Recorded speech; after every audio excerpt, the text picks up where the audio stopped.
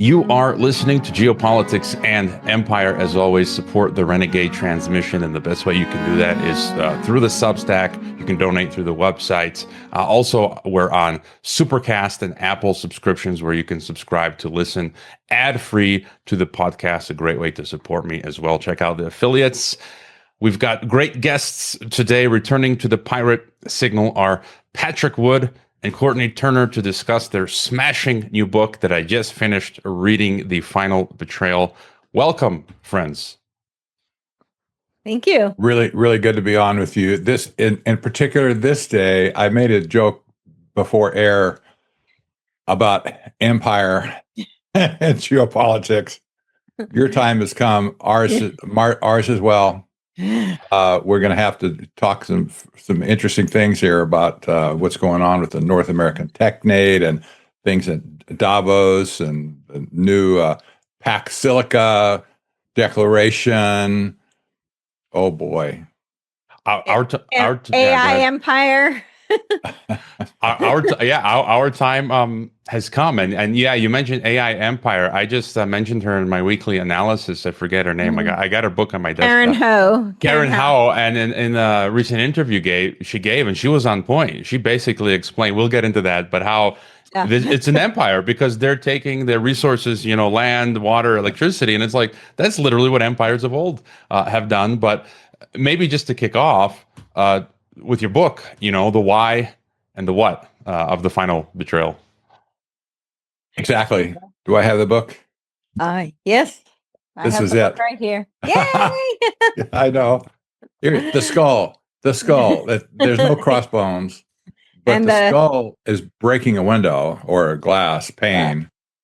And this is when I say this is the final betrayal. I don't think we're going to have a chance for another one, at least not from here. Because how can you betray something that's already been betrayed? That doesn't make sense. Yes, what happened in the election in 2024? Nobody expected. Nobody but anybody in the populist movement, even in the liberal movement, they had no clue what was going to happen when Trump was inaugurated. That was a betrayal of the highest order, in my opinion. That was not just broken promises; it was an outright betrayal.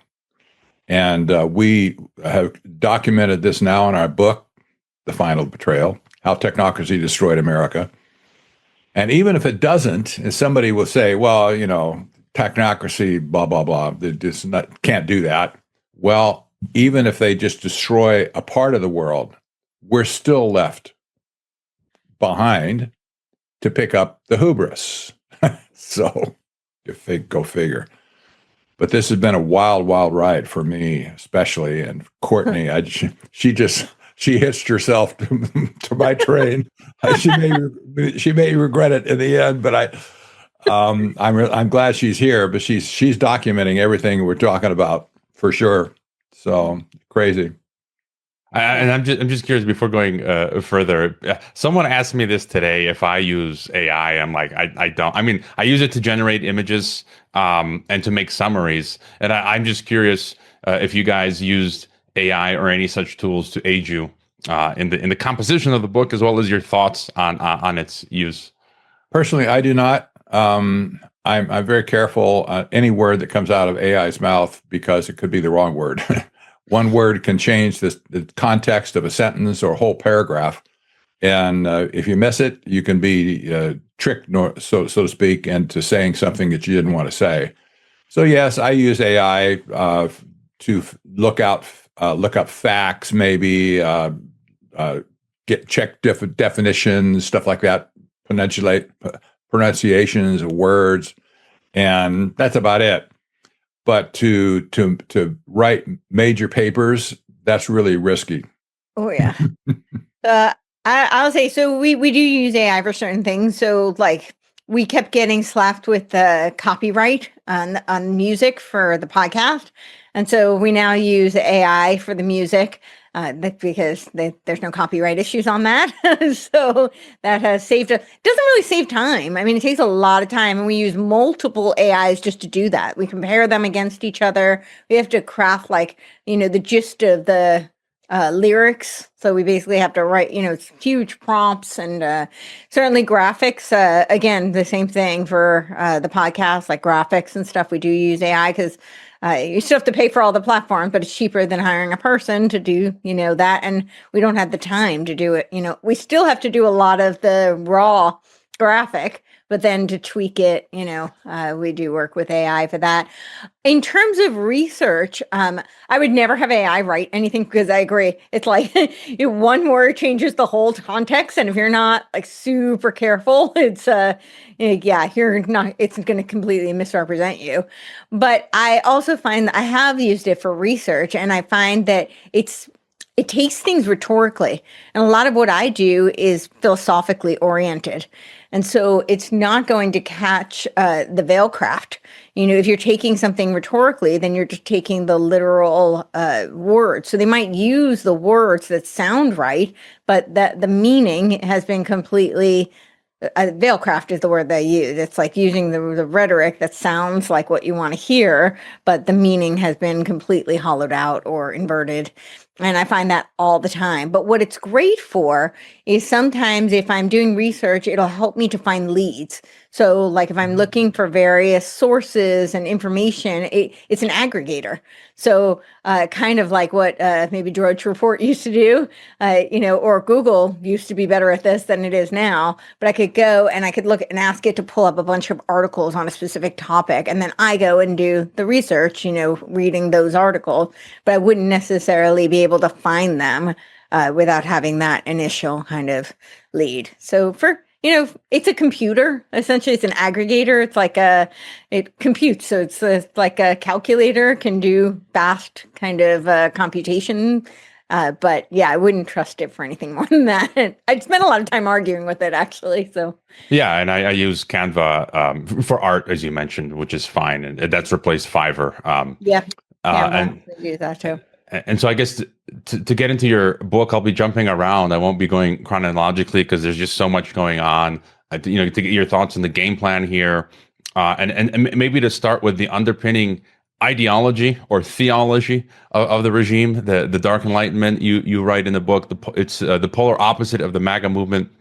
Anti-democratic, anti-freedom, anti-liberty, anti-human, thoroughly technocratic. Behind it, it's a twisted philosophy created by the tech bro from Silicon Valley named Curtis Yarvin. He's been on the podcast circuit recently, and I haven't had time, but I bookmarked some of his recent interviews he's been giving in the past few weeks because we got to study these people and essentially what they're calling for with the ideology. And I don't think he's not the only one putting that stuff out there. You guys also talk about Nick Land, but basically he's trying to make the case for a neo-feudal city states where they are our techno-feudal lords. So if you want to tell us a bit about this underpinning ideology. Yeah, go for it, Courtney. So the Dark Enlightenment was actually coined by Nick Land. He wrote the manifesto, Dark Enlightenment, in 2012, which basically was a footnote to Curtis Yarvin and quoted mostly his works that he's been blogging under the pseudonym Mencius Molebug since 2007. He was writing Unqualified Reservations. He now has a newer one called Gray Mirror, which I often wonder if it's just like a nod to Black Mirror. I don't know. So he essentially thinks that we should have a dissolution of geographical nation states in favor of these kind of similar to like what Balaji Srinivasan talks about with his network states. And in fact, Curtis Yarvin has his own network state. It's called Urbit, and Peter Thiel heavily invested in Urbit through his Tlon company. And he says that we should have CEO-style monarchs be our dictator to run our startup companies, and therefore we should not have countries anymore.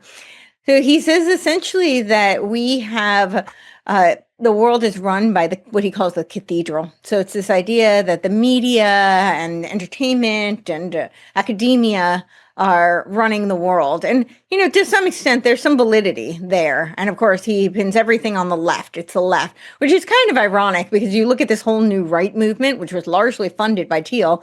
All of them are former commies. like that you go down the list, they're former commies. So this new right, quote unquote right, doesn't seem to have much ideological roots in conservatism, certainly not. And as you mentioned, the Dark Enlightenment is completely antithetical to all the founding principles of the United States and completely antithetical to our constitutional principles and laws. But yeah, he thinks instead of this cathedral, that we should have neocameralism. So essentially, we will be run like a company.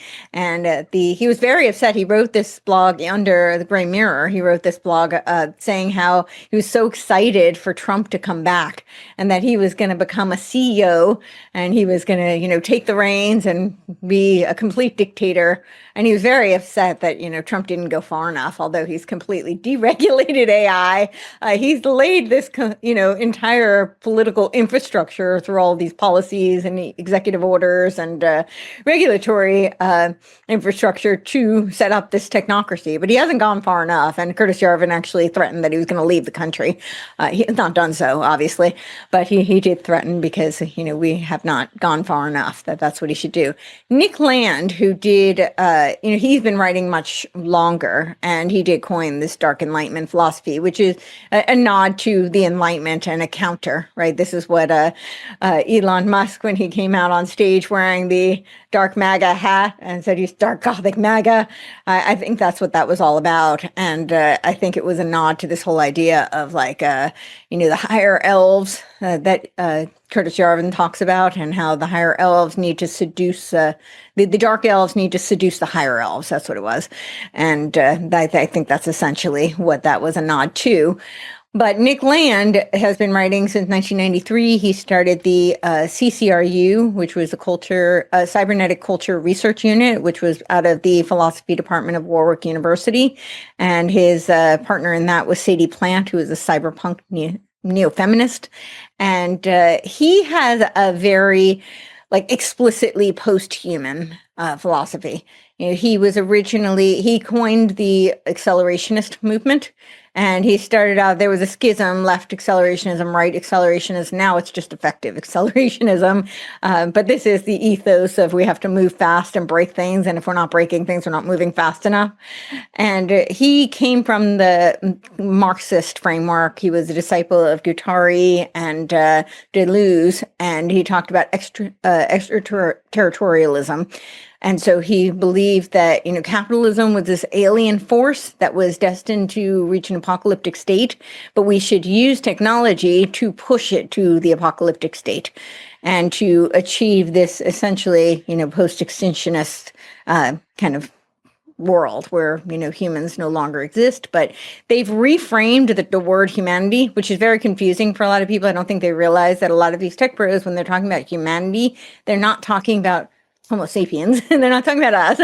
They are talking about a world where this AI, or the Borgs, or some sort of in the transition will be a transhuman kind of, biodigital convergence figure, but ultimate leading to a true post-human. But when they say humanity, they mean the things, the AI that humans have created, which will supersede. Of course, they don't think they're going to go anywhere. They're going to be immortal, live forever. But yeah, so he's it's a very kind of post-human philosophy. Although Curtis Yarvin he has his infamous quote where he says that the most humane alternative to genocide is to virtualize humans. So yeah, I want to get further thought on that. But you mentioned Balaji. I was going to ask this later. I'll insert it here. Yeah. The question of and there's so many synonyms for the same thing, and you can tell me if you agree or disagree, but cyber states, network states, you've got freedom cities, private cities, 15-minute cities. My city, Guadalajara, is a resilient city, so I live in a 15-minute city.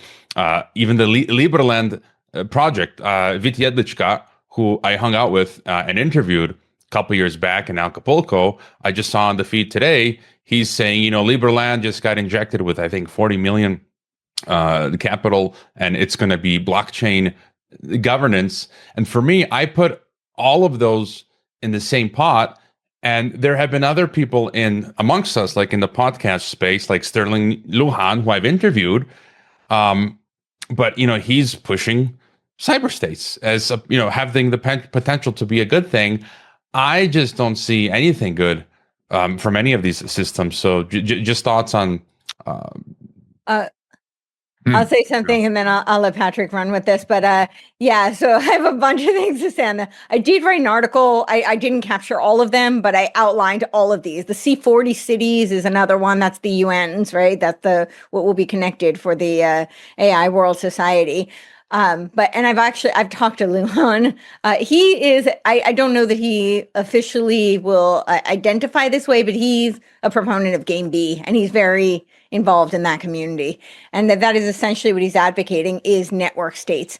And my concern with a lot of these people is I think their heart is in the right place. I think they think they're fighting for freedom, but what they're doing is this banner of techno-libertarianism is actually what's creating this, again, you can call it all sorts of things, a beast system, if you will.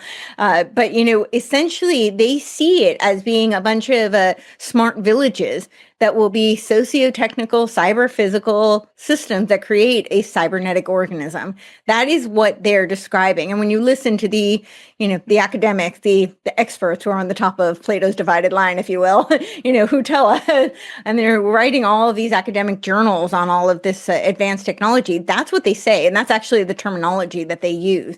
So a lot of these techno-libertarians and techno-optimists are building these, what they think are parallel systems, but they're actually building the infrastructure that will be a part of this decentralized, but it's going to be, as Balaji Srinivasan says in his book, it's decentralized towards a re-centralized center.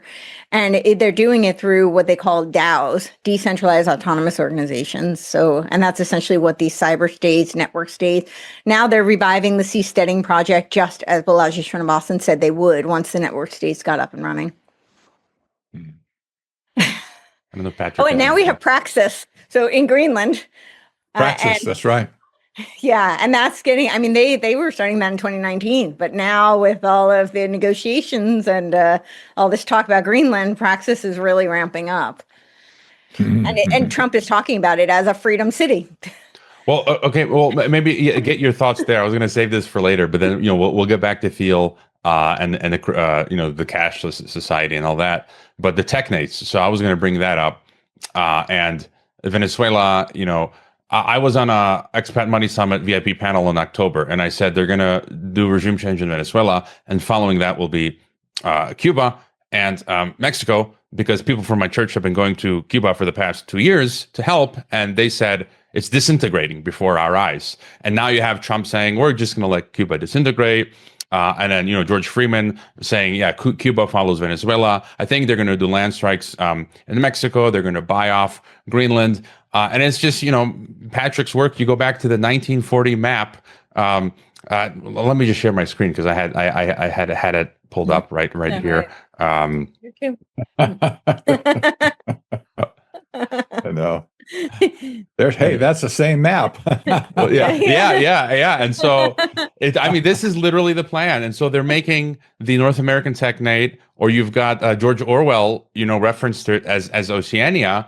And Putin just gave a speech where he said, "Look, if we merge if Russia GDP and the EU GDP came together, it would be more than the US." So he's alluding to how he wants to create a Eurasian Union, and then Washington's building the technate, and then China is building, that one out there, and so just East Asia and the global South, the East Asia and global South, and the global South has been groomed to be human capital for decades. So yeah, and then just on Venezuela, I found there was a 2018 white paper from some group funded by Peter Thiel. They did a white paper on network states in Venezuela.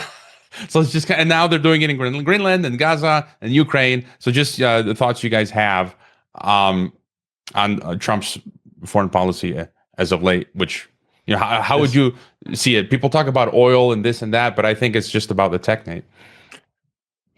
There's something flavoring every aspect of foreign policy right now, and it's technocracy. These tech bros in Washington, D.C. have their fingers in everything. This is you might remember when I talked about the Trilateral Commission in the 1970s when they rose up in mass and took over the Carter administration. It's all over the place. They had the vice president, the president, Carter, and Mondale. They were members. Brzezinski was there as well. He was a member. All the cabinet members that they brought in were all from the Trilateral Commission. Everybody freaked out at that point. You can't do that. What's going on here? And then they disappeared. Just dropped out of sight after Carter. Well, George H.W. Bush came in as vice president for Reagan. Bush was a member of the Trilateral Commission as well. But by and large, they went underground. All of a sudden, 50 years later, they're back in the form of technocrats now, arch technocrats, and made their fortunes, their billions of dollars of mega fortunes to take over the country at this point. And so I see this as like a 50-year plan from starting with the Trilateral Commission in the first place, who wanted to capture the United States as a means to get their hands on the economic engine of the world. That was their purpose back then. And today they have their hands on the economic engine of the world. So what's changed? Nothing. This plan has been set in stone. It's had other flavors along the way, but it's been set in stone. Okay, so Cuba's going to fall. Who's already proposed by even Trump, I think, said, well, we're going to send Marco Rubio down there to be the premier of Cuba. Really? Okay, that'd be an interesting thing. Will Venezuela be cast as a technocracy? You can probably bet on that at this point. Any nation state that gets kind of wiped out infrastructure-wise will be raised up in the form of a technocracy. Look at Gaza, for instance. It's been flattened, and now it's being raised up as a technocracy. Look at the Ukraine. It's been wiped basically to the soil, and it'll be raised up as a technocracy. So what's going on here with all these seemingly unrelated, some people say just outrageous stuff that Trump's doing. You can see his hand into technocracy and vice versa, and every move he makes, foreign policy wise, and it's and in my mind is absolutely unmistakable at this point. Yeah. And going back to Thiel, then you guys talk about it in his book, and it just seems like the power is concentrating so much because it's the PayPal. I can't even. There's just so many companies that are concentrated in the name of Elon Musk, and then Peter Thiel. You can Palmer Luckey. You can go on down the line, but you've got PayPal, Tether, stablecoins, Palantir.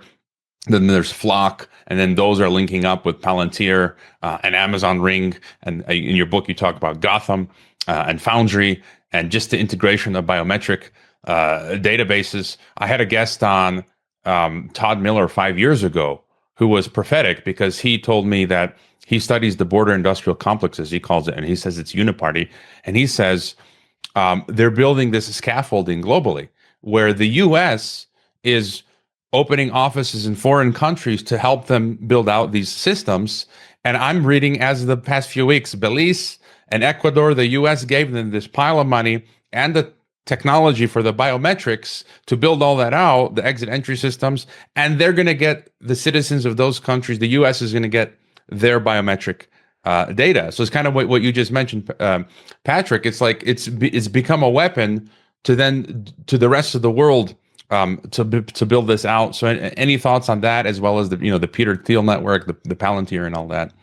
Well, we cast Peter Thiel as a kind of the master architect of what's happening since 2000, maybe 2005, but somewhere along the way, he entered in to be in our mind, in any case, to be the master architect of what's going on. He's a technocrat from the get-go for sure. He's taken the baton, if you will, from others behind him to run this race now to establish a surveillance state everywhere in the world. And you see his hand in everything political at this point in the United States. You see his hand in virtually everything that has to do with surveillance for sure. He cast Curtis Yarvin as his house philosopher. I don't know who has I never heard of anybody having a house philosopher. But that's that's a houseboy, right? I don't know. Maybe. But Peter Thiel seems to be the man kind of behind the scenes pulling the strings right now. And he's very savvy. He's very intentional in every move he makes.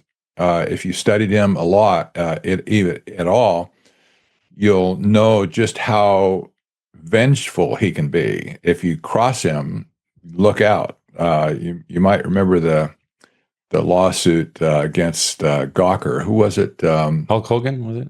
Yeah, Hulk Hogan had it in for Gawker, and he backed Hulk Hogan because Gawker had exposed his relationship. Yeah, so he held that grudge and then backed Peter Hulk. Thiel didn't like Gawker until he licked his chops after Hulk Hogan got involved with him. He financed the Hulk Hogan's lawsuit against Gawker to bankrupt him, and he did.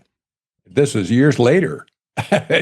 He held that grudge, and so it seems President Trump might have that same tendency, to get back at somebody that crossed him along the way. But nevertheless, this is Peter Thiel, and he's been very instrumental on everything that's going on in Washington, D.C. right now. He's been behind the scenes on every decision along the way. People like Michael Crasius, David Sachs, Howard Lutnick, Secretary of Commerce, people like that. He's been behind all these people, not necessarily giving them specific instructions, but certainly giving them directions. Or J.D. Vance, right? Yeah, exactly. Yeah, mentor to J.D. Vance. He put $15 million into his Senate run. So a lot of these personas are manufactured, and then and as you mentioned, Thiel. I mean, he's Bilderberg. I forget if he's on the steering committee or not. The Palantir CIA connection. So he's just at that core nexus. So we're looking at the different parts of the elephant, so to speak, to use that analogy of the blind man feeling up the elephant. And another aspect here is the cryptocurrency space you guys talk about in your book. That you go through many bills, legislation, the CBDCs, or what some people call the PBDCs, private bank digital currencies, and you write, it's a monolithic framework for digital assets and technocratic control, and you talk about the anti-CBDC surveillance state is as the antithesis, banning CBDCs to quote protect freedom, but then we're getting stable coins, which it's effectively the same thing. And I did a few podcasts on that recently, where I got Mark Goodwin coming in tomorrow to further expand upon that. But basically, it's whether by CBDC or PBDC, it's the same thing. You're eliminating cash and just bringing in all digital payments, and then anyone can be debanked at the press of a button. So just thoughts on the whole CBDC, digital currencies, stablecoin space. There's another side of this that people need to understand. The reason that the Federal Reserve got put on the sidelines for a time, I think they'll hand it back to them when they're done with the payment side. The federal bank only was concerned with payment tokens in the first place. They never said anything other than we're just going to make a payment system, moving money from here to point A to point B. Well, they'd probably done that already, but nevertheless, they've been put on the sidelines so that this new system could be erected with regulations surrounding all the executive orders, the legislation that's been erected around this privatized system now. Yes, it has a payment system and on steroids, but now you have the other side of the balance sheet, the asset tokenization of everything in the world. And that means assets now can be tokenized.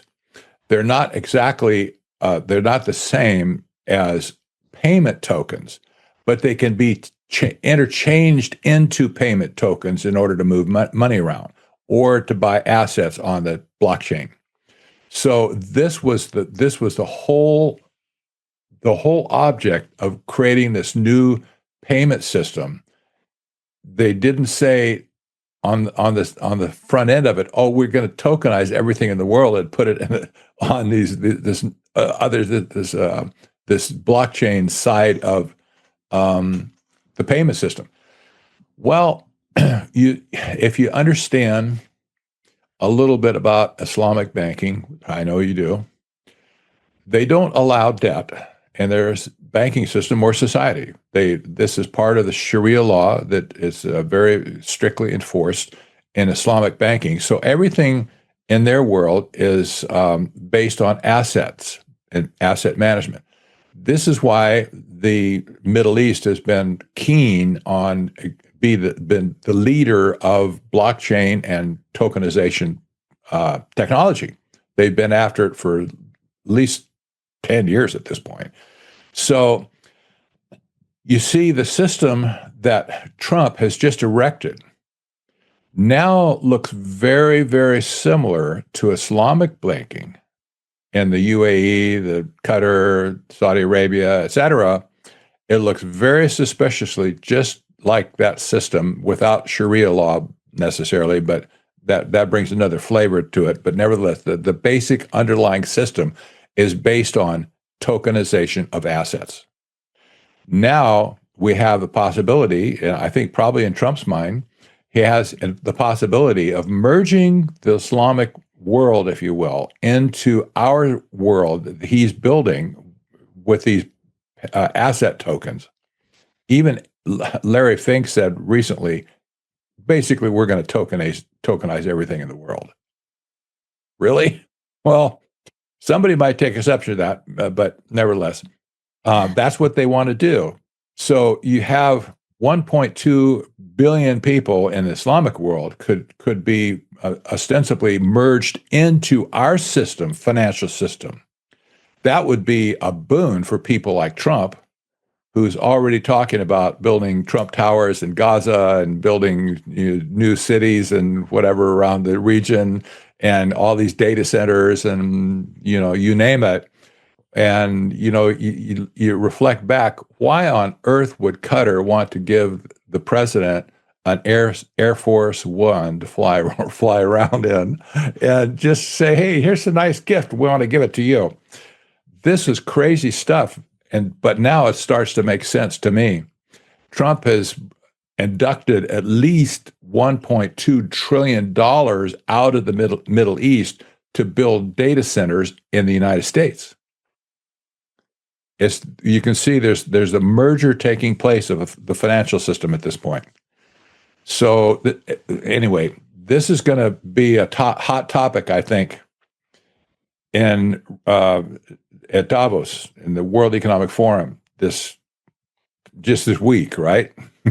So, and I was going to add, you wrote a masterful article on the Sharia finance, Patrick, which I shared months back, and you were saying that they can't do it militarily, but if you take over the banks and the financial system, it's like you're taking over the West. They're the leaders in fintech and all this digital currencies and tokenization. Do you kind of just feel that Sharia Islamic aspect will just be one amalgamation of this beast, or do you think like there's a threat of like the whole world coming under Sharia through finance? No, Sharia could be jettisoned at any time. For instance, in the UAE, they don't allow terrorist attacks.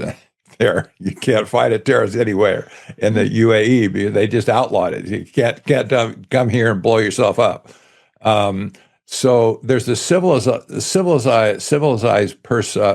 side of Islam that wants to basically get rich. They want to be hedonists, and just like every other man or leader on the planet, probably. But then there's the ugly side, the terrorist side. That's been a useful tool for them to take over countries and areas and whatever around the world. I could see that basically just disintegrating at some point.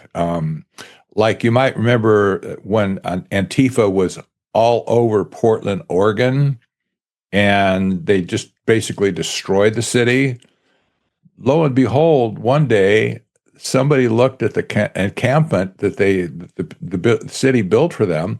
It's all empty. They just went away. They just disappeared. Where did they go? Well, maybe they went to Minnesota, but that's another issue, right? But nevertheless, they just disappeared from the scene. They didn't need them in Portland anymore, so they just went elsewhere. I think we're going to see this at some point where Islam tones down, gets merged into the West, especially through the banking system.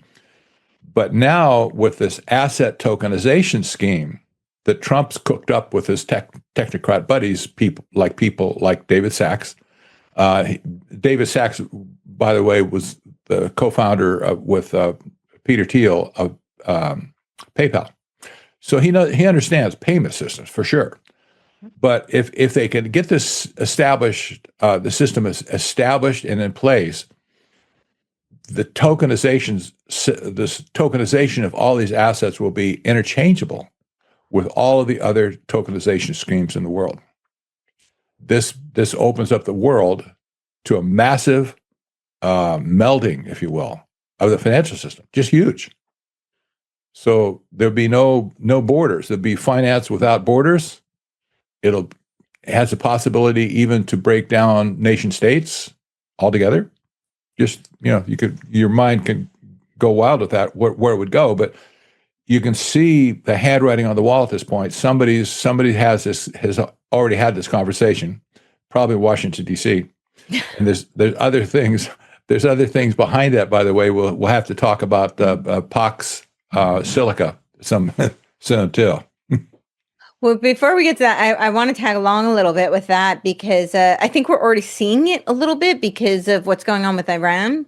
And so if right now, if it's no longer Islamic, it'll probably return to Zoroastrian.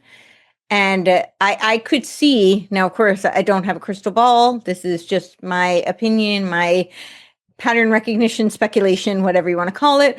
But I could see where... Now, I'm not saying that I don't advocate for, them having freedom and, being out of the thumb of Sharia law. Obviously, I want people to be free and have liberty. But I could see Zoroastrianism kind of spreading and helping to advance this evolving perennialism. And if you're familiar with the Changing Images of Man document, Stanford Research Institute, that is what they said would be the new religion, you could say the one more religion that they're trying to foment. And they do talk about that merging with, they don't say an AI God, but they do talk about all this technological, techno-spiritual kind of fusion with the evolving perennialism. And of course, we now have the new document, the David Temple, that's the pseudonym for Mark Gaffney, Zach Stein, and Kenneth Wilber, who wrote the First Principles, First Values of Evolving Perennialism, 42 Propositions on Cosmoerotic Humanism, which is really just an extension. You go through Oliver Reiser's Cosmic Humanism, Stanford Research, and all the way through. It's kind of a straight through line in terms of the belief systems and the evolving perennialism that they're laying out. But all this to say that when you talk about tokenization and this cybernetic organism they're trying to create, and I watch a lot of these shows, or maybe not that much. I'm not a huge TV watcher, but I've been watching more just for reconnaissance to see. I just finished watching Pluribus, which was horrible. Like from us, it was so boring. But I have some questions here, but continue. Okay, so I'll just wrap it up with this. Yeah, with for the operational preparation of the environment, if you will, the intellectual preparation of the battlefield, so to speak. It's the predictive programming I've been watching, and they're really trying to seed this notion. And I didn't get to listen to the whole thing, but I just heard Yuval Noah Harari at Davos, the very beginning of his speech, talking about how AI, can make its own decisions. It can teach itself. It can lie. Any organism that wants to survive historically will learn to lie, and we've seen that AI wants to survive, and so it's wired for survival. So they're seeding this narrative, and I've seen all these shows where they're really trying to plant the seeds of consciousness. Of course, they talk about uploading consciousness to the cloud and how consciousness is fluid and you can just go from one entity to another, and why not into a machine.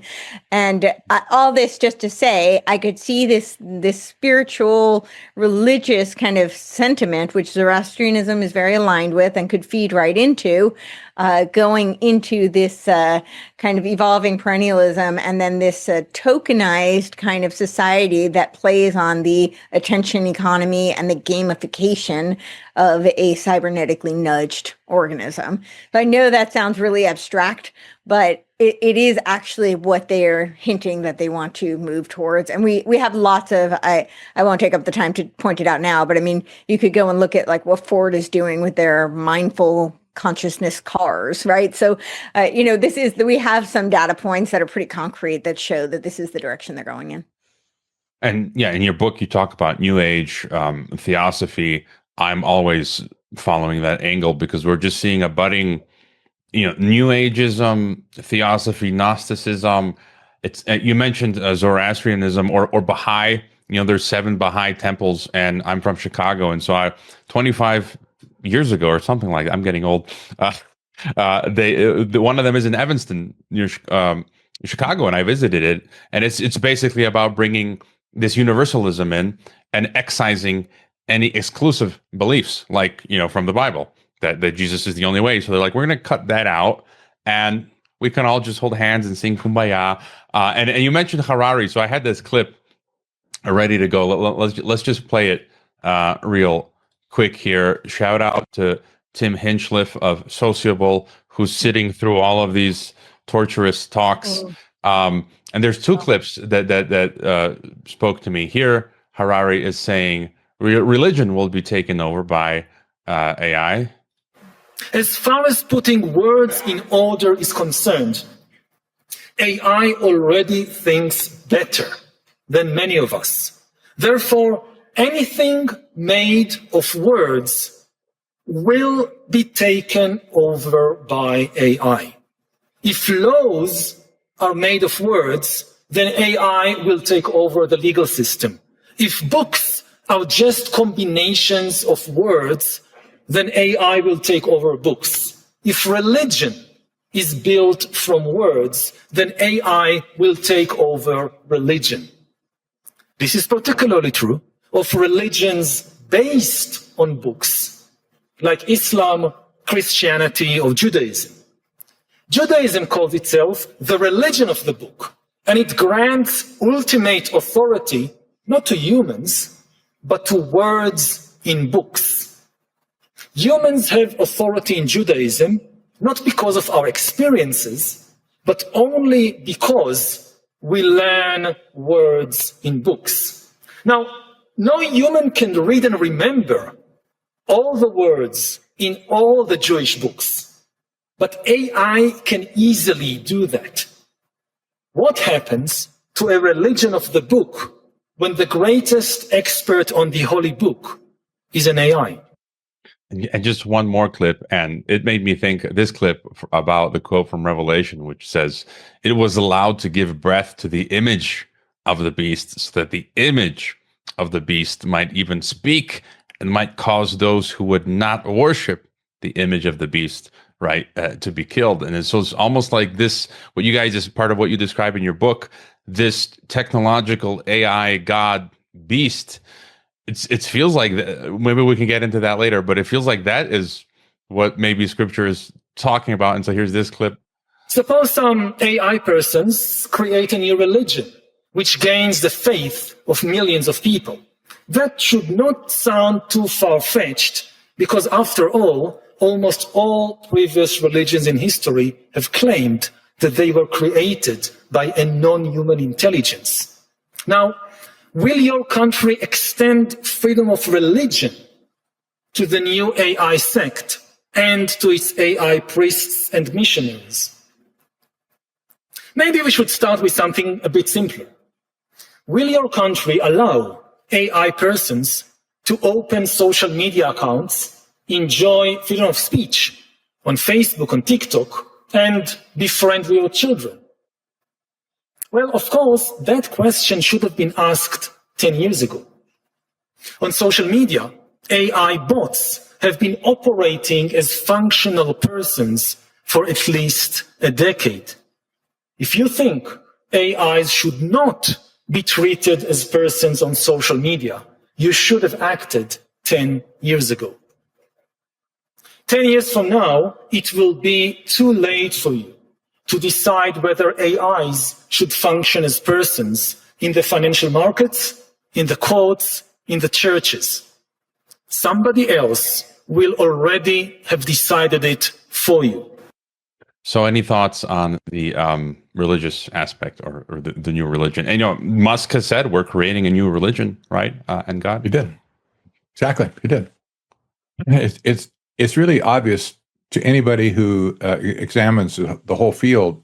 I did that, and when I wrote the chapter on the rise of the state religion, it became obvious to me what was going on, and people are going to be totally deceived into thinking that, well, this is now God, and AI will be manifested as God. It'll be wiser than any group of people or one person on the planet. He'll have everything in his craw, if you will. Doesn't matter what you're asking. Maybe you ask a question from Judaism, maybe a question from Christianity, maybe from Islam, and the same AI can serve you the way you're predisposed to be. Well, this is kind of like the Tower of Babel as well, doesn't it? common language. This is, and I have to harken back and say there was two main threads in technocracy from the get-go in the 1930s.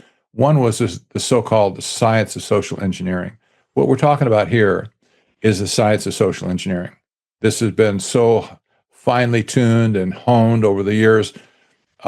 People are just getting chiseled down into oblivion. And I think this is an expression of what the technocrats wanted to do in the first place, to create this so-called science of social engineering. Then the other thread of technocracy is the grabbing of all the assets of the world, to put them in their hands and take them away from the people and the nation states.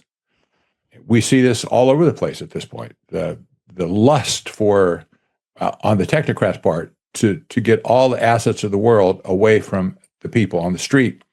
Well, how did you do that? One way to do it is to use the science of social engineering to trick them into giving up everything they have just for happiness or protection or something. And so we see this accumulation of wealth, or not just wealth, the assets of the world, into stronger hands, away from weaker hands. And meanwhile, the science of social engineering marches on. And just on tokenization, I wanted to mention before moving away from the religious aspect, there was a Serbian Orthodox priest, a clip that I found and shared. It has English subtitles, where he was discussing his interaction with ChatGPT and AI, and he said it's so insidious because it's supposed to be like a query, right? Like a Wikipedia, like what color is the sun, or what's this, and it gives you the answer. Mm-hmm. And he's like, no, it continued after I finished my query. It wanted to become friends with me, like to pull you in, and it's like that's crossing a deep spiritual line. And I think, and all of us are aware now. I know you do the monthly roundtable, which I watch with Britt Gillette, Patrick, who I've had on the podcast, and he's talking a lot about how young people today are becoming friends with AI. People are marrying AI, and so it's crossing a spiritual line. But on the tokenization, how do you guys see? For example, if I own my house outright, and I don't, people who have a mortgage or a debt, I can see them losing their property in this crash and transition. But let's say you own your car outright, or you have the physical title to your home. Do you think you'll be able to keep it, or they're going to find some way to snatch that out from under you? No, certainly you will be able to keep it until you sell it, or or it falls apart at some point. You can't, cars are not infinite. They fall apart. They have to scrap them wherever, and then you won't be able to get another car. Same with your house. Eventually, you're going to sell your house. You're going to move somewhere, or you had another job or something, and you have to sell your house. That's the end of your private property. And at this point, there's 30% of the people in America actually own their house outright. That's a good thing. But like I said, attrition will get all that assets into the hands of the stronger people in time.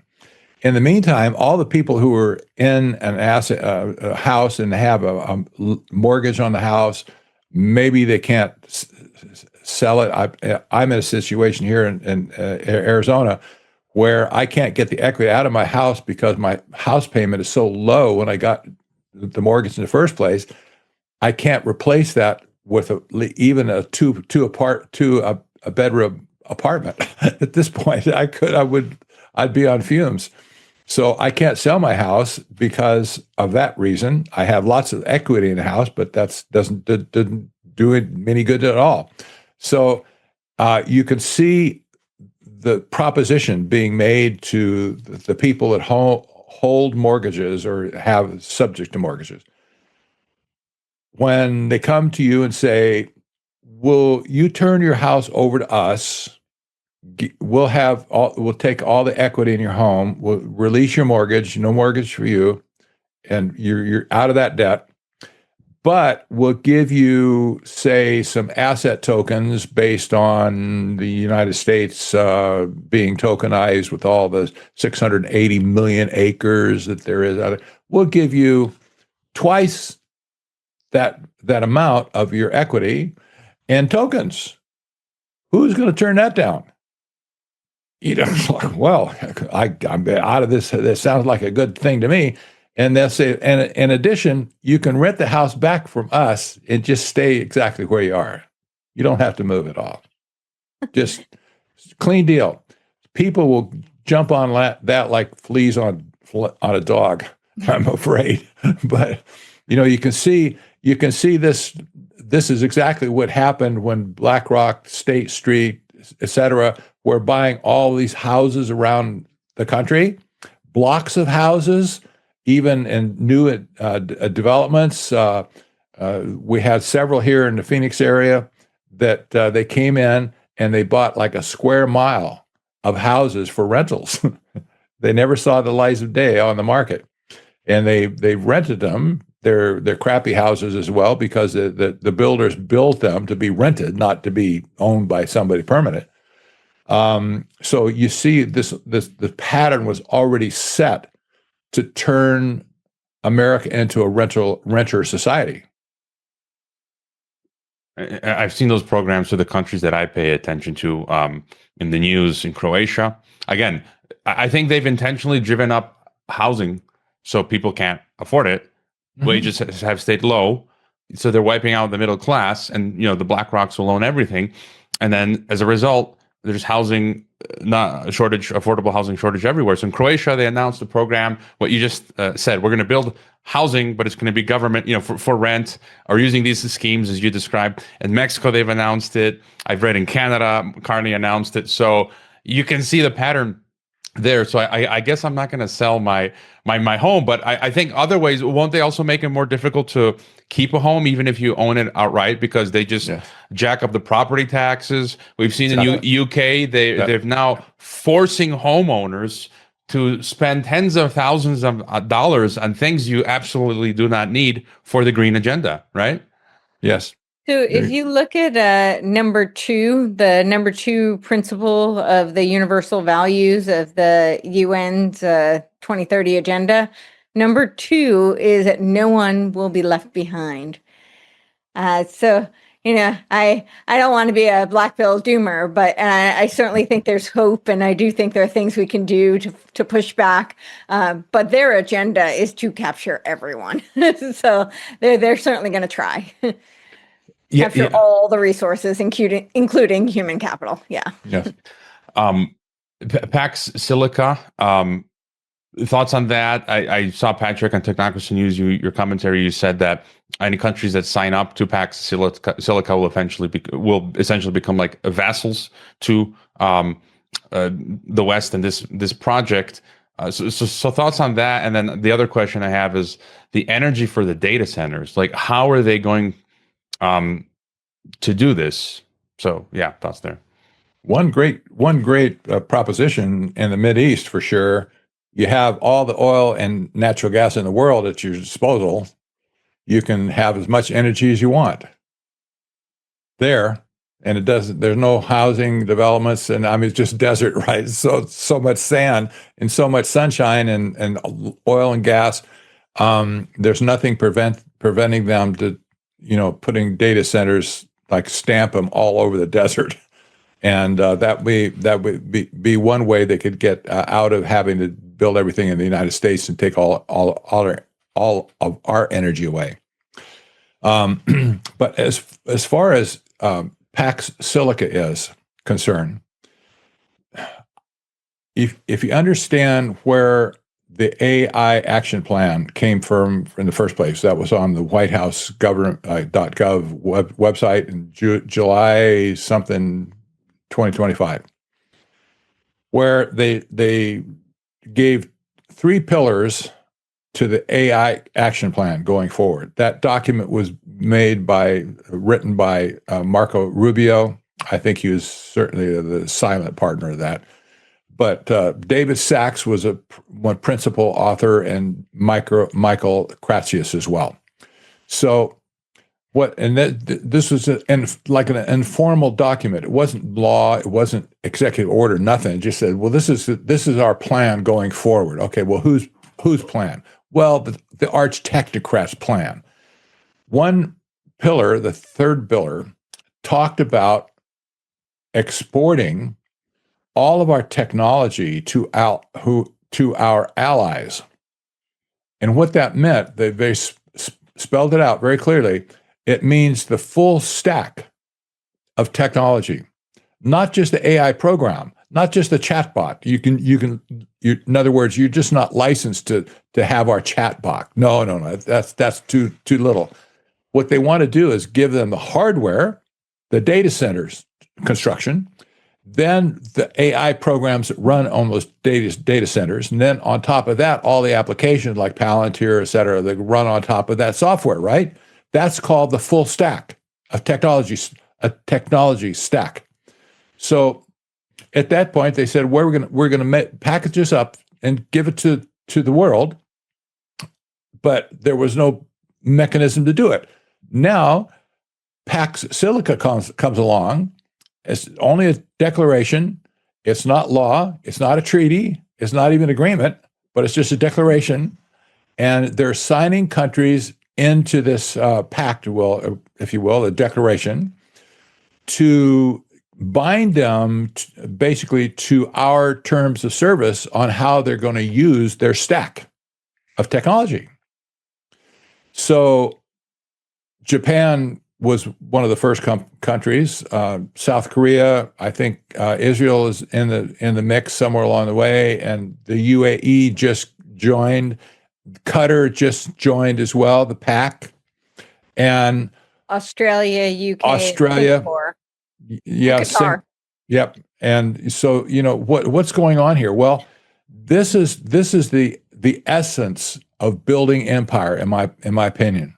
This is the colonization of the world, at least the free world. If he can do it, the first country that comes from Europe, there's none yet.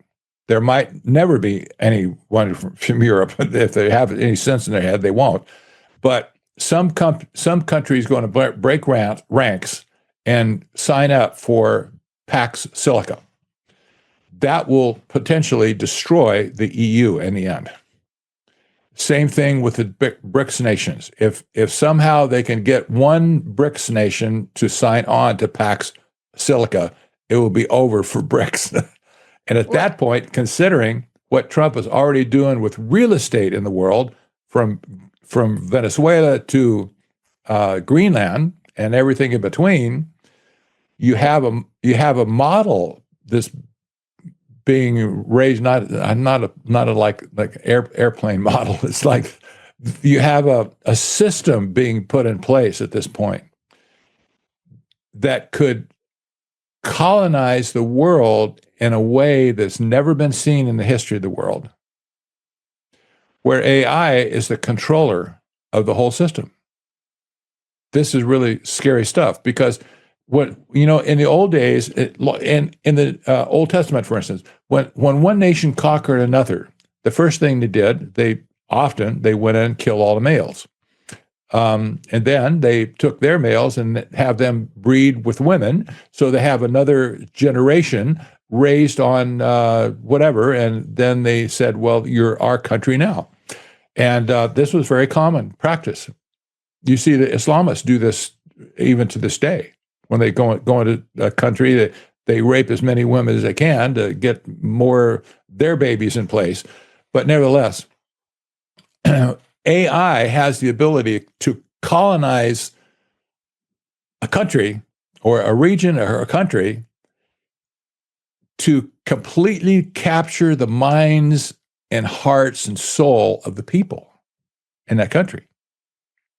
Because AI is AI, and wherever it goes, language doesn't matter. Wherever it goes, it's going to do the same things to your country that it's done to my country. So all of a sudden, you have this unanimity thing going on. Like, oh yeah, we're all blood brothers now. The world brain, if you will. Maybe this is the beginning of it. I don't know, but at this point, this is obviously on the heart and minds of these technocrats in Washington, D.C., to basically colonize the world and take it over with AI. And they have several countries already signed up. I think India is included, and that was in BRICS. So I don't think they're probably hustling them. I haven't seen India on the list, but it could be. Okay. But this is a new thing, and I have to say, the timing of this is perfect for announcing this just before the start of Davos. Do you think those people are going to be sweating over there? You bet they're going to be sweating. I'm waiting. I can't wait for Trump to give his speech tomorrow. I didn't say that right. I'm not excited for Trump or even America. But I want to see what this rascal has to say to the world. And he's going to shake them up when he starts talking about Greenland. That's going to really get the European delegations excited. And then he's going to talk about Pax Silica at some point. And if that doesn't give him a 1-2 punch, I can't imagine what will. Well, yesterday, Peskov, Kremlin's spokesperson, said if Trump takes Greenland, he will go down in world history. And just your further point, because I've been exploring this issue on the podcast recently with a multitude of guests, it's almost like it's a moot point talking about the geopolitics of BRICS and Russia and China and yes. US, because this is globalism. Like we're at the final sprint. No, the capstone moment, as I call it. And what was my question? More like, do you feel that the U.S. empire, or this veneer of what we call Pax Americana, that it's now going for the gold, that it's about to kind of like take over the rest of the world and Yes. then establish this global technological empire? I think so. I can see it. There's several population groups that they don't control yet. Russia's big, China's big, Malaysia has issues on their own. But if you could take all the real estate between Greenland and Venezuela, I don't know how many people there is in that people group. How much? Maybe 450 million people. I don't know. I don't know how much. But if you add to that 1.2 billion in the Muslim world, if they join us collectively, you have a pretty good percentage of the world under your thumb right there. And if they can get anybody in Europe to go along with them, most of the nations in Europe will cave. They can't afford not to at that point, because the juggernaut will get them eventually. Right. Well, So- I was just going to say that because you brought up like this narrative of China, Russia, and BRICS, and there's this narrative circulating. I've seen it particularly from the Promethean Action, which is essentially the extension of LaRouche, and it's taken quite a hold because it's very, I call it cutarded. So. I'm not trying to be offensive, but that's what it seems like to me.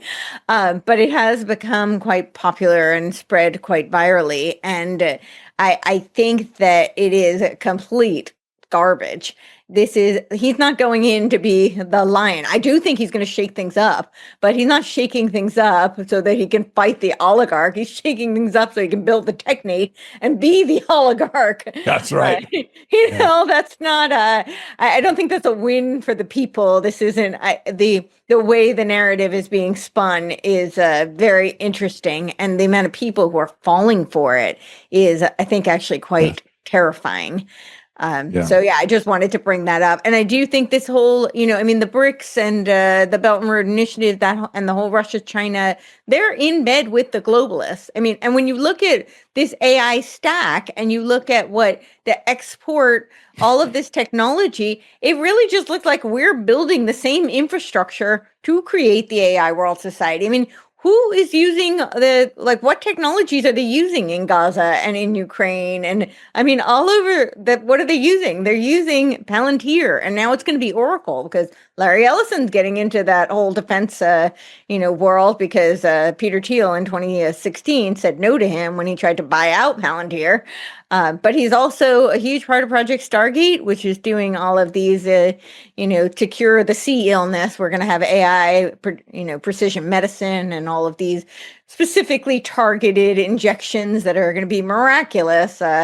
I'm being facetious, but that's the narrative, and that's when you look at that when he announced Project Stargate and he's asking about the medical discoveries, I'm like, do you see a doctor on the stage? But of course, Larry Ellison, he stepped right up. He's got all the answers.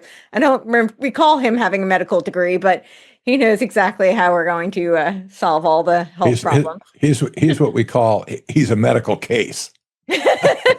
Yeah, exactly. Indeed. And I did want to bring this up. So I think this is important, the multipolar thing. And I've christened them the multipolaristas.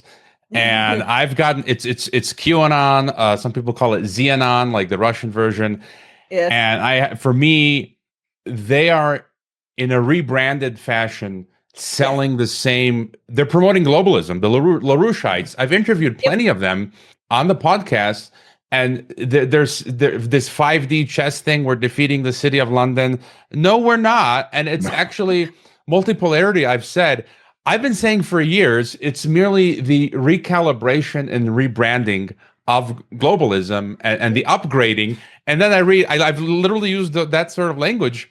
And then a few weeks ago, I'm reading China Daily, and the headline says, BRICS multipolarity is the recalibration of global governance. And I'm like, I've literally been saying that for years. And so we've got a lot of these folks in old media, and some of them I know, I think it's like a globalist funded operation. And I know some of them go to Russia and China, but I even think our Western globalists are are financing it. And I had some things. I just want to share my screen because I had this ready, and I wanted to have your thoughts here. So you guys know some of these friendly faces, James Corbett and Riley Wagaman. And I have been the target. So on X, there are these anonymous accounts. I call them Pentagon active measures. And they go around looking at some of us who are anti-globalists and calling out how both in the West and the East, like we're just talking about, it's all the same. And my view is that this globalism is emanating from the West and being put upon the East. These guys come out and say, no, it's China and Russia who have created this worldwide communist conspiracy of globalism that are imposing it. And I'm thinking like Russia and China are backwaters, in many senses, Soviet Union, China, the West has been the key player. And here they are attacking James Corbett and Riley Wagaman, saying that Riley is a Putinist. Riley just got kicked out of Russia by the FSB for saying Putin is a globalist.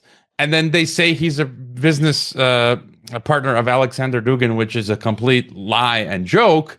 And then, here's an article written up by one of them about me, trying to link me as being a Russian agent.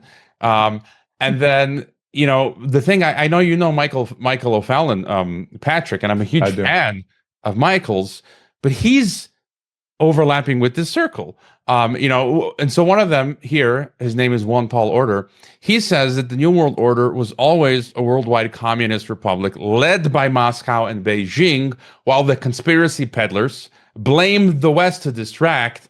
And I think he's got it ass backwards, And then Michael O'Fallon is also in the tweet circle with these guys who have attacked me.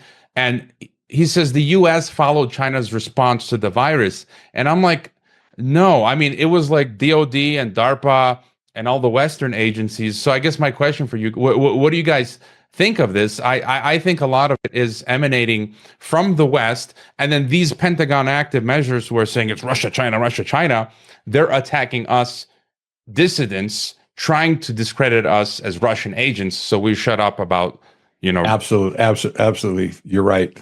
This is just pure garbage.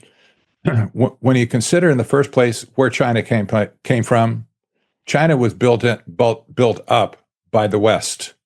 Kissinger. From scratch by Zbigniew Brzezinski, who was the first guy that brought Chairman Deng to America to wine him and dine him and tell him all about technocracy. This is how China morphed into be a technocracy. In addition, all the key people that built up the infrastructure in China mostly were members of the Trilateral Commission and their companies that went over there to build them up in the first place. So today, this false narrative that there's some division, there were enemies, that sort of stuff, that's just so much garbage. You just have to throw it in the trash. At this point, you see Elon Musk, he's loved in China. He can go to China and get any deal he wants in China. And his mother as well, May, she's treated like a queen in China. They love her. I don't know why, but they love her. Well, Mark Zuckerberg just made a $2 million acquisition of a company who was founded in China. What's going on here? Is China really at odds with us somehow? No. Look, technocrats of a feather flock together, period. And I don't care who they are, if they're in the Mideast, if they wear a turban, for instance, it doesn't matter. They're technocrats or technocrats or technocrats. If they're all playing on the same page, they just want us to think there's artificial divisions going on. That's just pure and simple, in my opinion. Yeah, I would absolutely agree, right? There's the whole Kissinger rapprochement plan. How could we forget that? So, yeah, China, I don't think would be what it is today without us. That doesn't mean that they're not a contender, that there aren't real concerns now. They've certainly amassed quite a bit of power, and but they're all political. Yeah. They're all political concerns, not necessarily economic concerns. No, yes, I would agree with that. Yeah. But yeah, I absolutely think, it's worth noting that the Chatham House was doing all of these symposiums on the threat of China and the Cold War with China, but they set the stage for these things. So they're setting up, they do all these war game scenarios and they push the narratives out. So I think that's worth noting. I wanted to bring up, just because you pointed out Riley, and I watched, I think I actually sent it to you, Pat, this episode with, I think, was it Whitney Webb and Riley and Tom Tom Luongo and Matthew Ehret, yeah. Yes, and Matt Ehret, exactly. And Riley was the one going through. I think he did a fantastic job, by the way. Going through, he said, "Well, I think if we're going to ask if Russia is, on China, or if they're a part of this technocracy," he didn't use the term technocracy, but if they're part of this global agenda, or if they're fighting it, we should look to, the CUFID era. And he pointed out all of these measures and all of these quotes. And I mean, there was nothing pro-Russia in any of that argument. I think he did a fantastic job, but it's kind of ludicrous to then come out and say he's like some puppet. I mean, he literally won that debate hands down. So yeah, it's just, it's kind of comical. I mean, it's not funny, but it's comical to pin that on him. So yeah. No, and there's this pattern that these multipolaristas, as I call them, there's open source information that they are linked, some of them, to these cutout organizations linked to Russia and China. They get paid trips there, and they're promoting those lines. And so, and I think, we have to be, Matthew Ehret, well, you saw, he shots fired a few months ago. So I interviewed Peter Duke, and so Ehret started in a very condescending fashion, attacking Peter Duke, and I guess myself by proxy, and then yourself, Courtney. But I guess we'll move on. In your book, you talk about RFK Jr.'s Maha as Trojan horse for MABA, Make America. I did want to, just before you move on, because you had asked about powering the data centers, and I think that's quite important for people, because it's something people can do something about and push back on. My thought is that a lot of what they're going to be pushing for is next-gen nuclear, small modular reactors. I think that's really where, because wind and solar are just not going to cut it, so I don't think that's going to be it. So I think that is what the next push is going to be. They also need fresh drinking water, and it has to be clean drinking water, because otherwise it would breed bacteria and be corrosive. And so they're going into, we have just here in Tennessee, we have Elon building his Colossus supercomputer in Memphis, Tennessee, and he's using methane gas turbines, right? They've already determined that it violates the Clean Air Act. And I'm not, one of these green activists or anything. I'm all very familiar with the Club of Rome, propaganda and Malthusian lie. But, the people in that community should be concerned. It's already been proven to be carcinogenic, and they're using their clean drinking water. And it's not relegated to just Colossus. I'm just using that as an example because it's, very famous, or infamous rather, and people are very aware of what Elon is doing there. So people in their areas should absolutely stand up against what they're doing. These data centers require tremendous power, resources, water, all of it, and space. And they don't actually need to. This comes out of Sam Altman's philosophy of scale at all costs. They just want to collect as much data as possible, use the bigger, the better, more resources, the better, which has been proven isn't actually all that necessary. But that's their ethos, that's their philosophy, and that's what they're doing. And it's destructive. So I think that's something people should, and there are a lot of risk with these small modular reactors. Nuclear, next gen nuclear has a lot of negative potential deleterious impact. So I just wanted to address that, because you did ask. I like these miniature nuke facilities because they're located right on their premises. Mm-hmm. And if they blow up, it's going to take the whole thing down. Paging John O'Connor. No.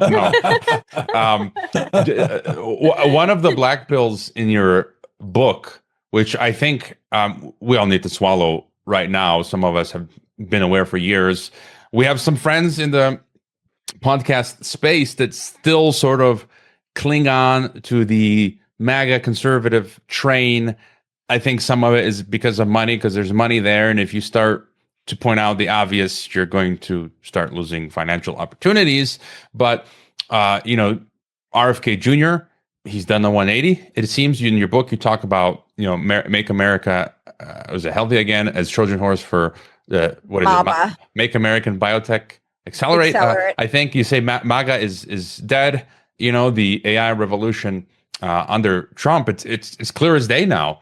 No, and just to throw out one example that I've been banging on for the past few months, Alex Jones. Back 20 years ago when I fell down the rabbit hole, I'm listening to Alex Jones, and then now he's like pushing transhumanism and technocracy and Elon Musk. He did the Endgame documentary railing against North American Union. Now he's like, yay, technate, yay, North American Union. He did an interview with Patrick Byrne where they're talking about let's regime change Venezuela and install a technocracy. Let's make digital governance and blockchain and biometric ID accounts. And then a few days later, Patrick Byrne comes in the studio and says, "Hey, I'm a CIA agent," and they're both laughing. And it's kind of like Pied Pipers all over the place. And so can we definitively say MAGA Trump is dead? It's the ultimate Trojan horse.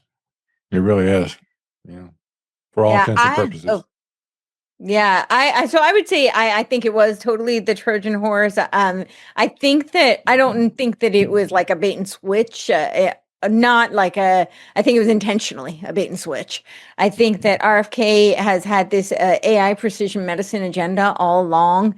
He was a partner in Vantage Point Capital. I think like something like $22 million. I don't remember the exact dollar amount.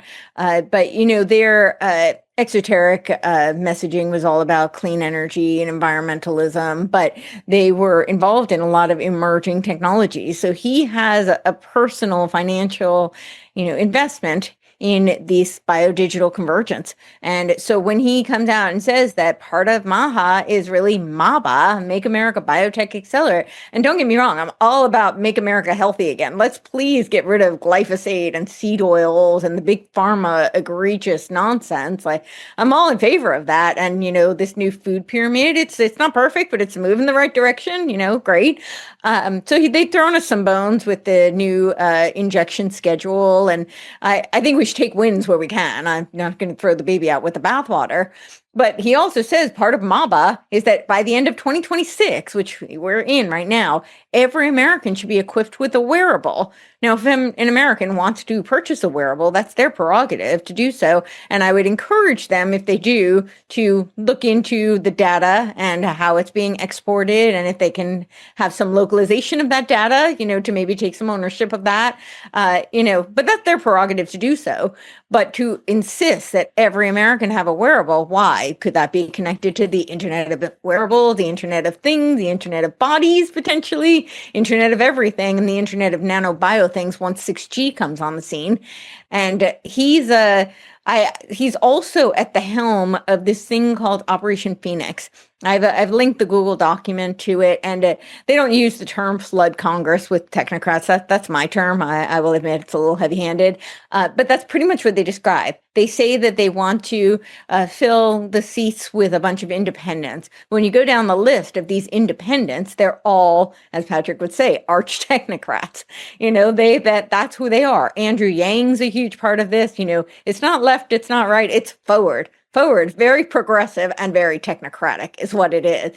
And you've got people who are like all in this, independent, quote unquote, against the two-party duopoly. I'm not saying that, they don't use Hegelian dialectics. Of course they do. But they use this narrative and they use, the element of truth in that in order to steer this narrative towards being able to get these quote unquote independents who are really technocrats.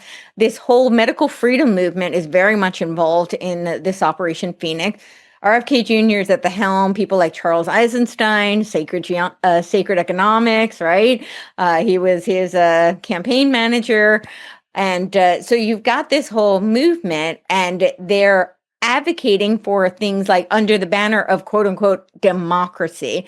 Now, I don't need to tell the two of you, the United States is a constitutional republic. We are not a democracy, but they're using democracy. What they really mean by democracy is things like synergistic democracy, liquid democracy, ranked choice voting. They're talking about AI voting. That is what they're talking about. And they're using terms like pluralism, which is not the pluralism as described by the founding father. They're talking about pluralism as a direct access through AI voting. But of course, it's not going to be direct access because we heard Yuval Noah Harari say that voting's a thing of the past. You think you have free will? That's a thing of the past. It's a total myth. And they're saying that they will have all human government will be supplanted by AI. And that's really what this movement is about. But of course, they're using the quote unquote democracy banner, and they're using the birth of America, the birthday coming up, 250th anniversary, as the excuse to be able to push this whole movement. And of course, the midterms are a big part of this with this Operation Phoenix. And they are saying that RFK Jr. is at the helm of this. So, yeah, it does look like a Trojan horse, in my opinion.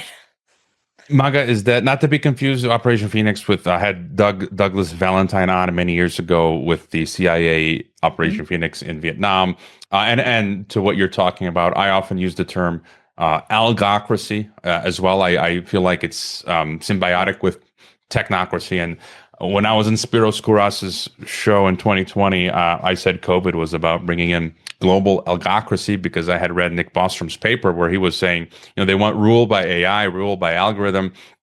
And he was saying we need a world government totalitarian surveillance state run by AI because us humans suck. And I like to frighten people into action. Sometimes people don't understand what I'm doing, but I'm just kind of the person like, guys, the situation is really bad.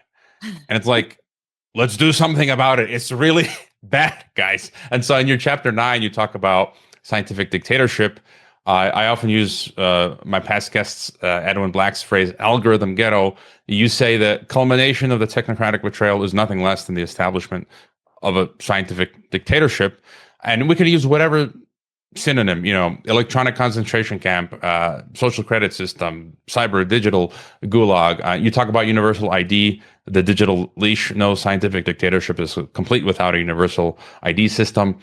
And this year has brought us perilously close with accelerating digital ID initiatives. And, in 2020, so I live in a gated community in Mexico. And I told my wife in 2020, that's 6 years ago, that my gated community would become an algorithm ghetto. And a few months ago, so last year, they installed biometric exit and entry to the entrance of the gated community. And they're proposing a digital app that everyone must use to manage your life here. I told them, no way. I managed to get them to give me a physical tag. And so far they can't force us to use the digital apps. But just like, just as an example, in 2018, I became Mexican and I refused to get the Mexican voter ID because at the time that was going to be the basis for the digital ID. And so 2 years ago, I couldn't get any more of my Mexican debit cards, the debit cards, because I didn't have my Mexican digital ID. Now they have pivoted to the biometric CURP. And so I guess my question here is maybe on digital ID and this entire system, because it's happening globally everywhere now. They're doing it state by state in the US, right? They're bringing in the social age verification, which is the first step for digital ID. They want to ban VPNs now.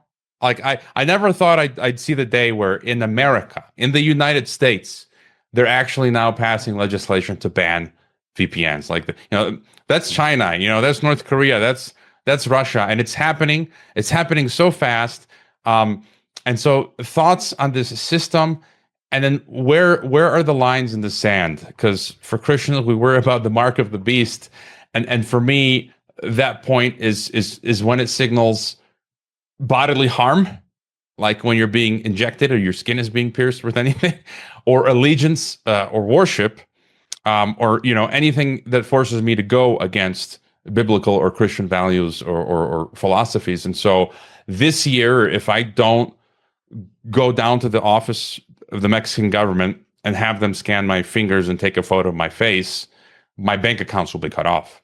And so I still feel like that I'm going to resist digital ID, but it's kind of like, if I don't do that, I still feel like that's not the mark of the beast quite yet.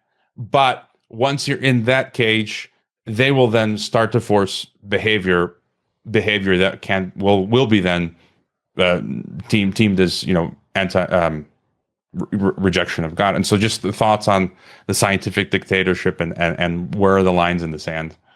You might remember this book. I can't show it to you. How can I do it? I can't do it. It's yellow against whatever my background here. Maybe you can see the title a little bit. Technocracy in America. It's a yellow book, Technocracy in America.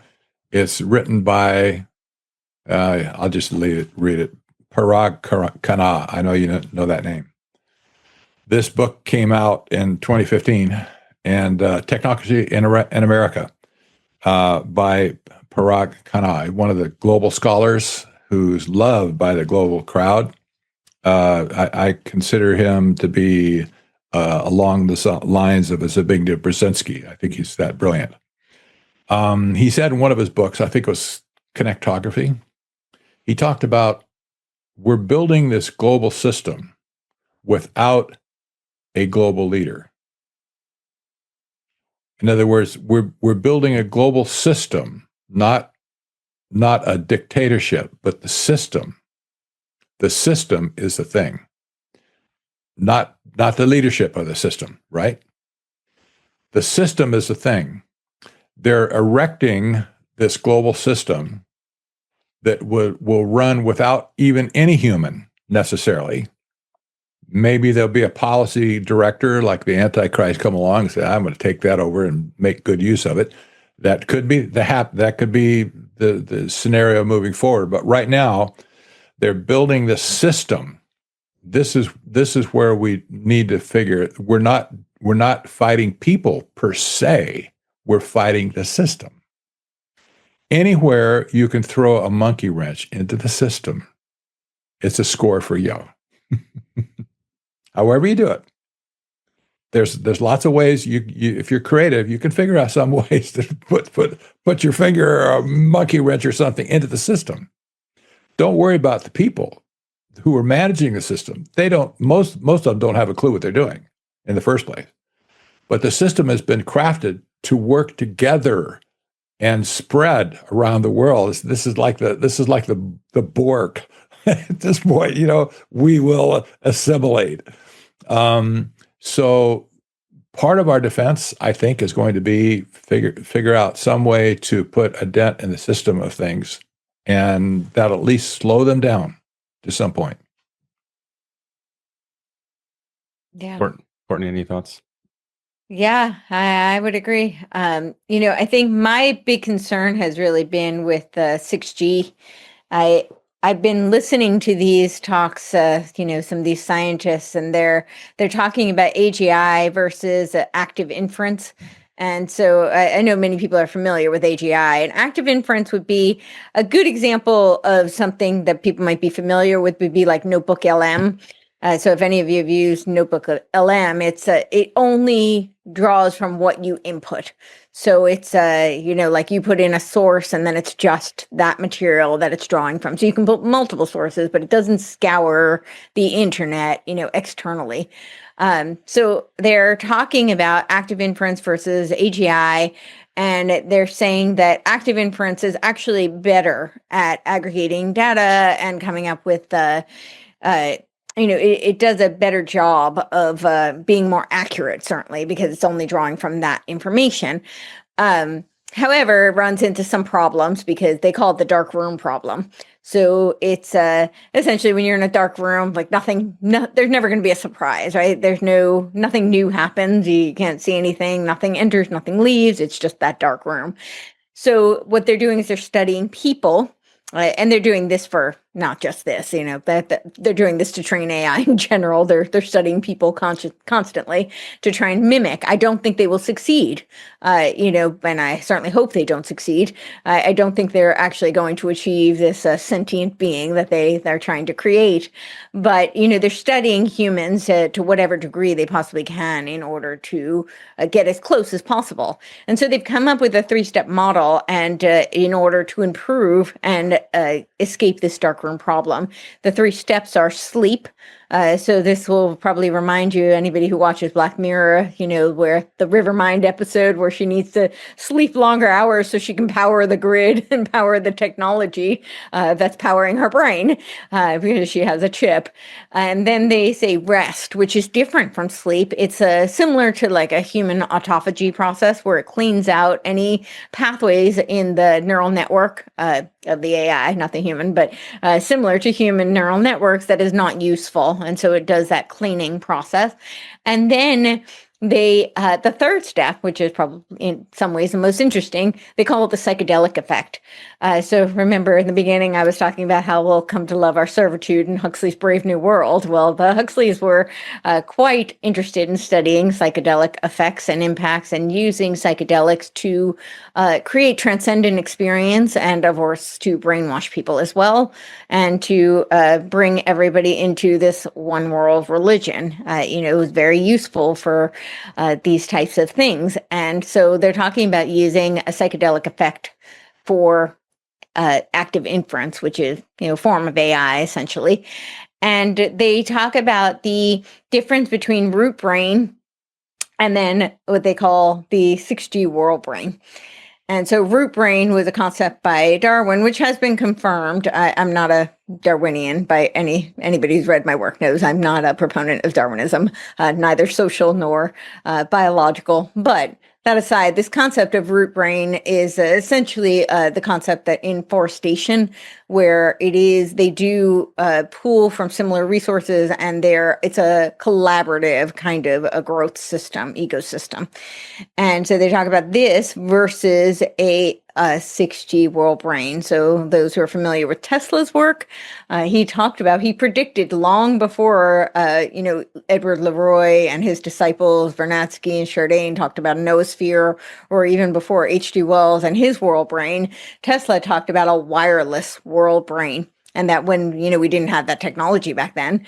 But essentially with 6G, that becomes very much a reality where you could have operating through humans, through human cells, using humans as an antenna to power it, where you would have direct interface to have everything be interconnected and essentially create this world brain. So that to me, and they're doing a lot of studies on it right now. Now, of course, 6G is not slated to be on the scene till 2030, although China is leading the world in the R&D on 6G. And I think that's a lot of what this whole narrative about the AI arms race is actually about, because Trump has talked about 6G. He's demonstrated he doesn't really have a full command of understanding what it actually is, but I think that his ego would love nothing more than to be the 6G president, because he brags about being the 5G president. And if you look at the policy that he created under 5G, it does not limit to 5G. It extends itself to 6G. Now, I don't know, again, I don't have the crystal ball. I don't know how quickly they can speed up, although accelerationism seems to be deregulating everything in its way. So they are doing everything possible to try and get this 6G technology as soon as possible. And if they can do it, and if Trump can get it under his presidency, I think he would be super proud to do it. But all this to say, sorry, it was very long-winded, but that really is where you look at that cryptocurrency and body, activity data patents, and you look at the regulatory infrastructure that's being laid out for cryptocurrency and for these stable coins and the discussion of tokenization. When you start to put that picture together, it does look like, really they can create a cybernetic organism. So if there's ways that we can interrupt that system, because that seems like once you sign up to be a part of that cryptocurrency that has a tokenized aspect where there's some sort of sensor technology interfacing with it. That sounds like the mark of beasts to me. So I don't know the answer, but yeah, I would agree with Patrick. And anything that can be done to slow down that process or interfere, or to be able to opt out of it. I know there are people who don't like the fiat system. They say boycott the dollar. I'm still a fan of using cash where you can, transacting in things that are even a barter system, things that are tangible, because as much as people may be advocating for some of these privacy coins, and I do think their heart is in the right place, and I'm all for ingenuity and creativity, and bless those people who can come up with something that is truly a parallel system. One EMP attack can wipe all that out. And, they're certainly primed to do that. I think, that's not out of the realm of warfare to have EMP wars. So I don't know if I answered it, but I wanted to put some of that out there. Yeah, and as you say, I guess we'll become the human batteries. So the Bitcoin mining problem is solved. We become the human batteries, like in Matrix or something. And maybe they should just call it 6.66G. I found it funny that Trump administration pulled out of why this number 66 international organizations, right? It's always 33 or 66 6. It's like what it's kind of obvious at this point. And I didn't want to bring up, since you brought up the Borg thing, I've been watching a lot of this sci-fi dystopia just because I'm a fan of it, but Arthur C. Clarke's Childhood's End. I loved I think Australian TV did a great 3-hour adaptation in 2015 of it. And Pluribus now, this new movie, they have the same themes like Invasion of the Body Snatchers, where they want to bring in collectivism, right? And create a Borg, like a hive mind, and just take us over. And I keep seeing that theme in these sci-fi films and literature, and I didn't want to mention just before closing out. I've been following this story. Just going to share the screen here, which I think is important. The past few weeks, where they're now talking about taking our computers away from us, which would take, I think, a lot of agency away. And so here, Bezos. So you hear the stories of how RAM and hard drives shortages could last. Now they say months to years. So the price of computers and graphics cards will be the middle class will be priced out of it, and they want us not to have computers anymore. That you would just kind of have, like, I guess, a monitor and a keyboard and a mouse, or maybe like a smartphone, and you just log on to Microsoft or Amazon, and on their end they do the computing, and so that would strip away a huge amount of agency, like your ability to produce a book like Final Betrayal or whatnot. And so there's that. And then, this quote from Larry Fink now, who's the head honcho. He said, "We need Davos to be part of everyone's life." How about no? We need you guys to leave us alone, please. And so in your book, as you mentioned, you already mentioned it, you say, technocrats are not invincible. Exploit their vulnerabilities, weaknesses, and blind spots wherever you can. You also say, as we mark the 1-year milestone of the 2024 election, the betrayal is complete. If we don't act now, we risk the republic being supplanted by a machine of control orchestrated by elites like Thiel, Musk, RFK Jr. Awakening to this reality is our last defense, lest we awaken too late in a world where liberty is but a forgotten code. I like that very much. And so, any final thoughts for us? I don't think so. We covered a lot of stuff. Just remember, going forward, all of your listeners, empire, geopolitics, and empire. Those are the two buzzwords going forward from here. Yes. I did want to tell you that you brought up the numbers and how it's always 33 and 66. Well, Tether bought out $775 million worth of Rumble. And do you know how many shares that comes to? 103,333,333. Like, what? Yeah. Every time. So yeah, I don't know what that means, but I just thought it was interesting. But yeah, no, I think we covered it, and Yeah, I just like to tell people that, this information can be pretty dark, and I know people can feel like it's blackpilling. I know I don't want to speak for Patrick or for you, but I think we all share the same sentiment that we don't share this information to be a doomer or to be blackpilling. I wouldn't spend this kind of time and energy and investment in sharing the information if I didn't think there were hope for humanity. But I think we can't defeat a threat we don't know exists. And so hopefully if people become more aware, I don't think there's a smoking gun. Everybody wants that one and done kind of solution, the answer. We get asked all the time, like, oh, so what do we do? How do we fight this? And I don't think it's simple, but I also think that everybody plays a different role. We all have unique gifts, strengths, and talents. We all have different passions and resources, and we should use those to be our guide, so that we can do whatever it is that our part and we feel called to do. And I think if everybody does that, maybe we can be at least a thorn in their plans, and that's the hope. Yeah, and I'll just add, I included this on my socials some weeks back, but in my weekly analysis, which I published yesterday, Nick Hinton, which is an interesting X account, he's Orthodox, but still he quotes Kurt Vonnegut and says, "And how should we behave during this apocalypse? We should be unusually kind to one another, certainly, but we should also stop being so serious. Jokes help a lot. And get a dog if you don't already have one." And there's a great X account called Babylon Singularity. I'll close out with that, where he says, "Placing zero hope in the world and your every hope in the return of Christ is not a black pill.